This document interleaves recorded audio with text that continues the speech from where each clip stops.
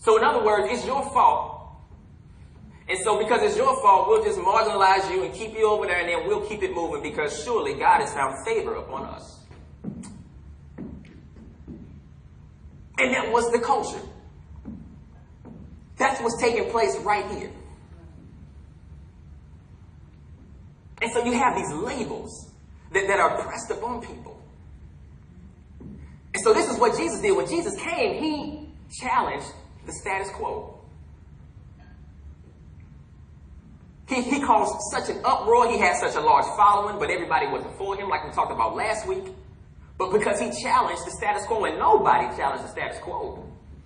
Everybody just kept it moving. Everything works. Jesus, what are you doing?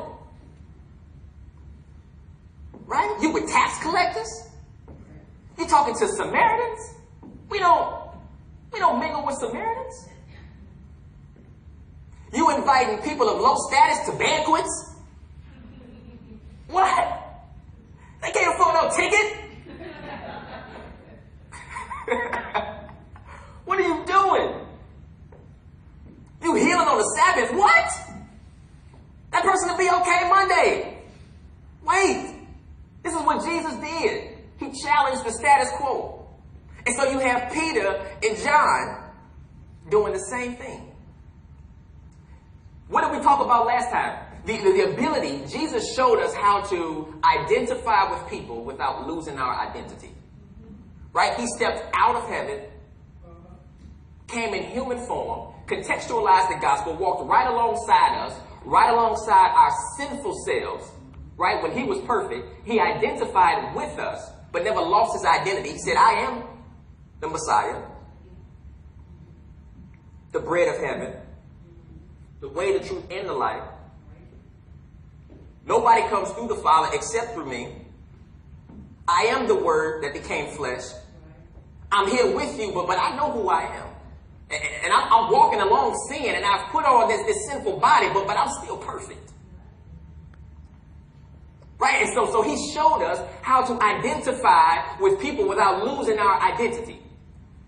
And so now you've got Peter and John walking right alongside where it was socially acceptable to just look over somebody because they were what they were. But they stopped. On their way to pray, on their way to church, they still see a need. And so they stop. And it's interesting how the man is identified. Right? Well, we don't get a name, but we get a condition and what he does. He's a cripple, he's lame, and he's a beggar. No name, but that's how he's identified. And we have to be careful because we're all about labels. And we label things, and those labels cause us to idolize. It causes us to put people on a pedestal. It causes us to marginalize. It causes us to celebrate, or it causes us to push people off to the side. And so we have to be very careful about what labels cause us to do. And when labels cause us to define a person's worth, then the labels are destructive.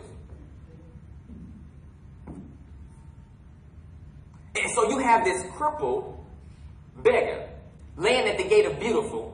He's been doing this every day, but his condition has caused him to do this. And so you've got Peter and John that recognize this. But look at how he's identified. What comes to mind? And we have to understand how words are powerful because they invoke images, they invoke thoughts. So what comes to mind when you see crippled? Well, what comes to mind? He's lame, can't walk, immobile, he needs some help, assistance by others, right? All of that comes to mind when you say a cripple. He's disabled. Does he need a wheelchair? Does he need a walker? I'm talking about today's context. Of course, they didn't have that back then. And then you've got a beggar. What comes to mind when you hear the word beggar? If somebody introduced me, hey, here come the beggar. Oh, man, I ain't got nothing. Hold on. Wait a minute.